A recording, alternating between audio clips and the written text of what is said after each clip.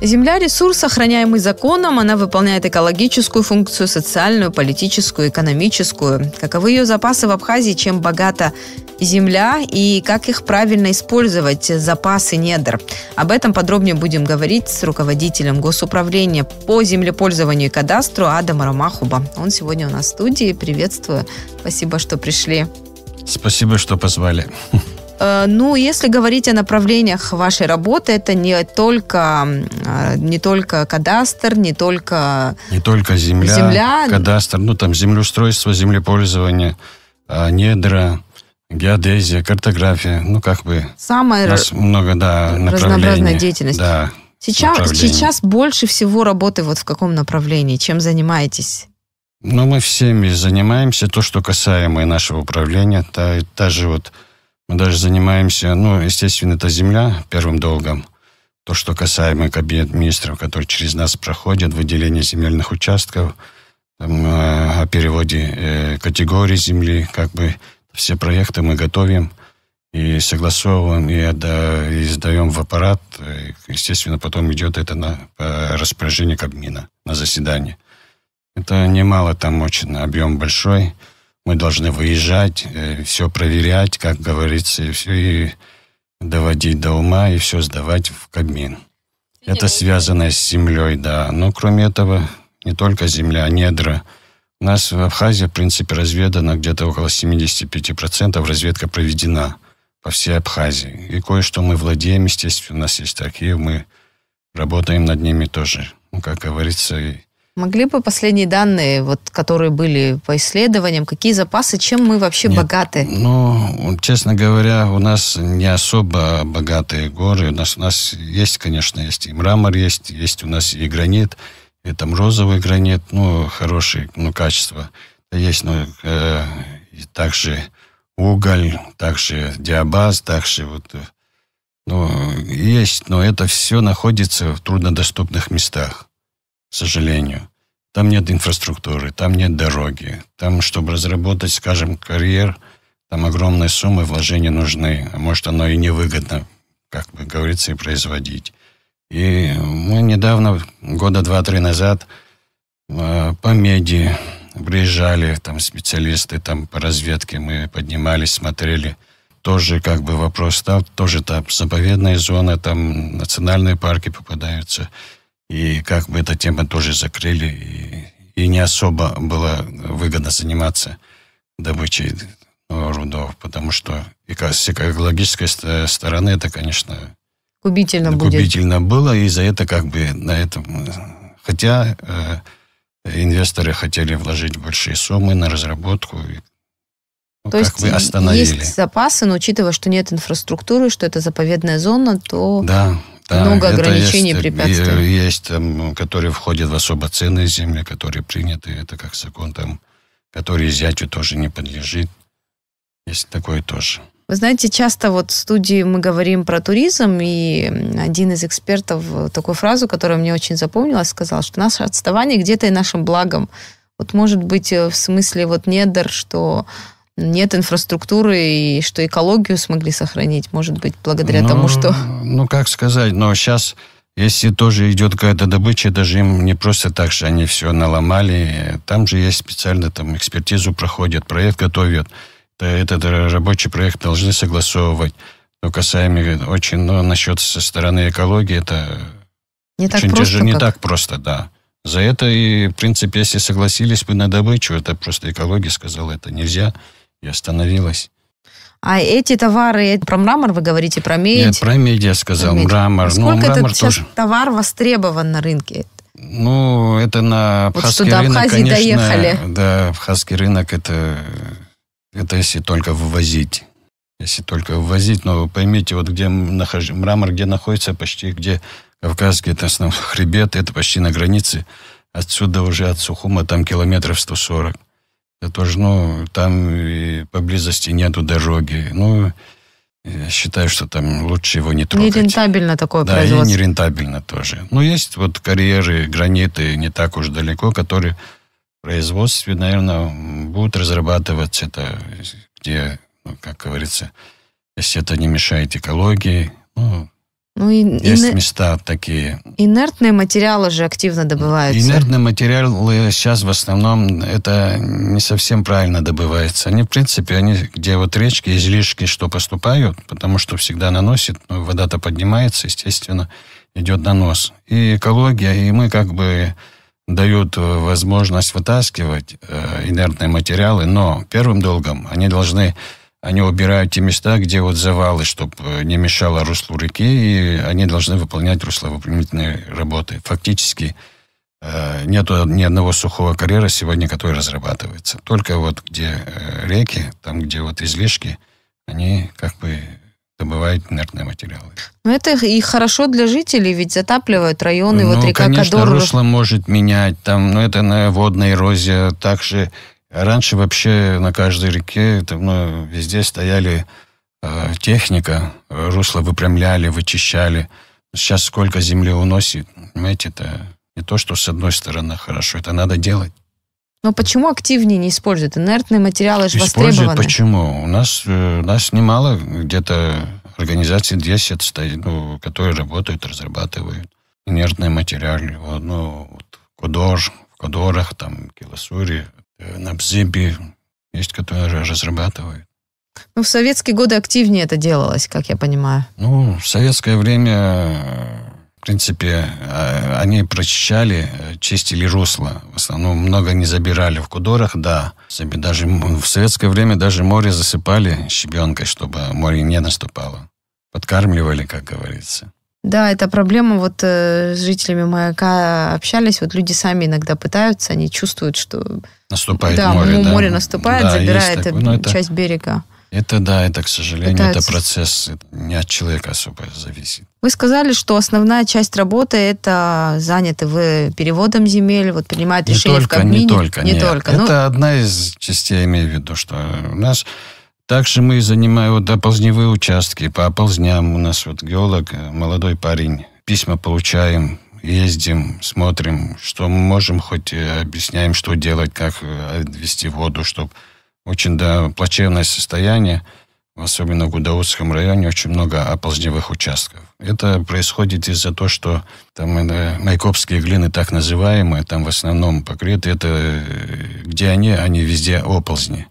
К сожалению, когда человек строится, все-таки должен он проверять и проходить инженерную геологию, изыскания проводить, потом строить. Но, к сожалению, не всегда так делается, а потом из-за этого случаются и оползни. А случаев стало больше таких оползневых? Да, потому что раньше таких осадков, сколько я себя помню, подряд сейчас бывает неделю, 10 дней постоянно, когда осадки идут, это очень опасно. Потому что эта глина не пропускает воду, вода непроницаемая. Она как мыло становится где с землей. И, естественно, под нагрузкой она сползает. Это глобальные изменения климата? Да, тоже есть. Но некоторые специалисты говорят, что это связано в том числе и с вырубкой лесов. Застройкой, вырубкой. Я не думаю, у нас в Абхазии почвы теряют это свойство. В советское время, насколько я знаю, очень много лесов ввозили с Абхазии. А сейчас даже фактически я не думаю, что... Я не могу точно сказать, но я не думаю, что если 20%, чем раньше, что ввозилось, если вывозится сейчас. Физически, наверное, нет возможности. То есть качество земель получается, что из-за оползневых таких случаев? Это не качество, это оползневой участок, это процесс, это геологический процесс. Ничего не сделаешь, к сожалению. Оползни бывает из-за того, что землетрясение. А сколько у нас сейчас земли, мы можем точно сказать? Кадастр, я знаю, разрабатывается, но какими запасами земли свободной для сельскохозяйственных нужд? Ведь сейчас не так активно сельское хозяйство развивается. Угодья должны были сохраниться. Угодья сохранены. Мы каждый год с каждого района мы получаем земельный баланс. Естественно, если, понимаете, то, что говорит, что все переводится, не так уж много, я сказал бы, и переводится, где эти земли, где больше нужны. Поймите правильно, сейчас скажем, в Гаграх, Пицундах, если под сельское хозяйство выращивать или в гостинице, это разные стоимости земельного налога. Начнем с этого, более рациональность, зона, рациональность, распределение. Я считаю, что есть где курортная сфера, лучше развивать курортную сферу. А где сельхоз, естественно, сельское хозяйство. То есть государству выгоднее, получается, и для государства. Но не только государство, это же люди строят, это же люди пользуются. Гостиницы все это не государственные, а частные люди, которые строят. В виде налоговых отчислений. Да, если за гектар, грубо скажем, в Гаграх под гостиницей 400 тысяч, а под сельское хозяйство 600 рублей в год. Разница есть. Но, с другой стороны, сельское хозяйство – это тоже стратегическая отрасль, которая обеспечивает какой-то стратегический запас продовольствия. Да, естественно, но есть у нас места, которые, сельское хозяйство, к сожалению, сейчас раньше, что колхозы, совхозы были, сейчас уже нет. Фактически эти земли остались в администрациях, они разрабатываются, они уменьшаются, к сожалению, за то, что нет возможности, наверное. Это пашня, если года два не спашешь, оно переводится в залежь. А залежь, если там лет 5 ничего не делаешь, естественно, кустарники растут, потом все лесом начинает покрываться. Но от этого земля, естественно, она остается сельхозземлей также, но, к сожалению, его надо разрабатывать, работать надо, и обрабатывать и выращивать. Наивысшие площади пашни были в Очимчирском районе раньше, если не ошибаюсь, 25%. Да. Я по проценту сейчас точно не могу сказать, да, в основном это Очимчирский район, да, больше пашни, чем Очимчирский район, да. Более-менее хорошие земли, как говорится, в Адзюбжах, в Киндге. К сожалению, наши земли не особо плодородные, там содержание гумуса очень маленькое. Это не черноземы. У нас больше климатические условия созданы а так сама почва, к сожалению, бедная почва. В общем, для сельского хозяйства только климат соответствующий, а сами почвы... Да, сейчас как в России, как и в Воронеже, Краснодар, Ставрополь, черноземы, там метровые, это черноземы, естественно, с ними не сравнится. И там содержание гумуса огромное, у нас 2, 3, 4%, там 6%. Есть страны с каменистыми почвами, где сельское хозяйство... Это уже технология, это уже должна быть технология. У нас же есть тоже теплицы выращивают. Это везде, конечно, это на земле все это стоит, но почва не особо. А по цифрам динамика сельхозугодий, насколько она уменьшилась по сравнению? Могли бы вы какие-то данные представить? Есть у вас такие сведения? То, что переводили с категории земли, я точно не могу сказать. В процентном, может быть, соотношении? Небольшое, не огромное количество там сельхозу. Сколько процентов составили потери, можно сказать, в этом секторе, в сельскохозяйственном секторе? Понимаете, это 10, для сельхоз, в основном это же сельхозземля числится, она может быть и сенокосом, и пастбищей.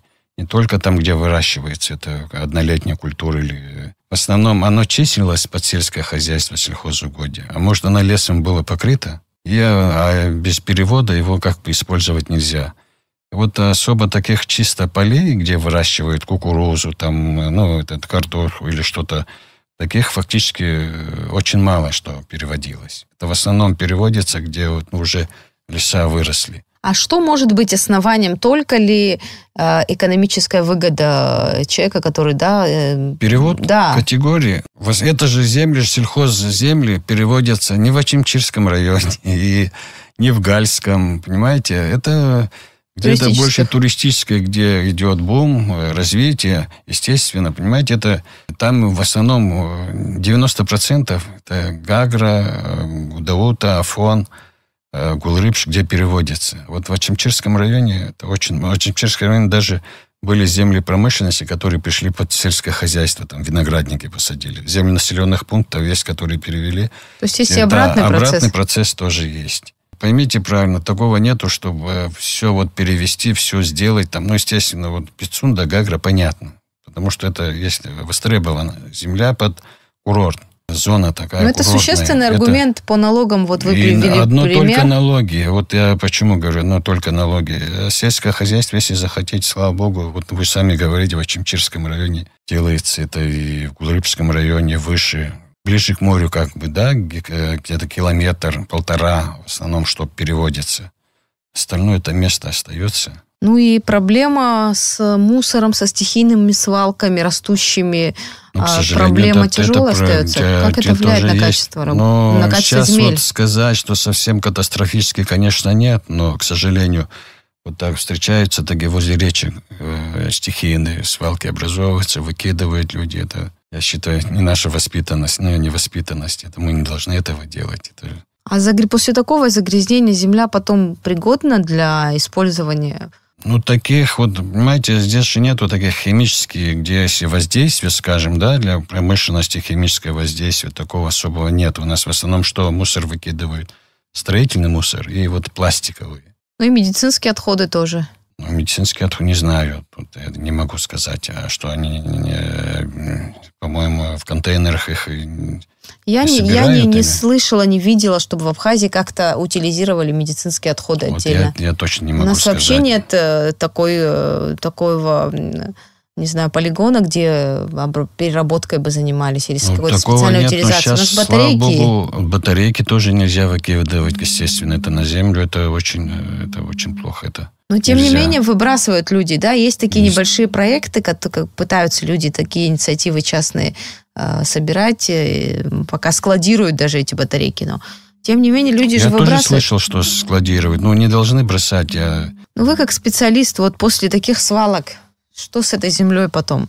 Она сельхозугодие, люди же не смотрят, куда это, какое предназначение этой земли. Нет, если нарушены, понимаете, если нельзя там выращивать, почему батарейки, то, что выращиваешь растение, естественно, оно уже негодное будет к употреблению, если такое, загрязнение. То есть Абхазия может потерять часть земель из-за того, что люди свалки... Но я не думаю, что таких стихийных свалок много, честно говоря, особо...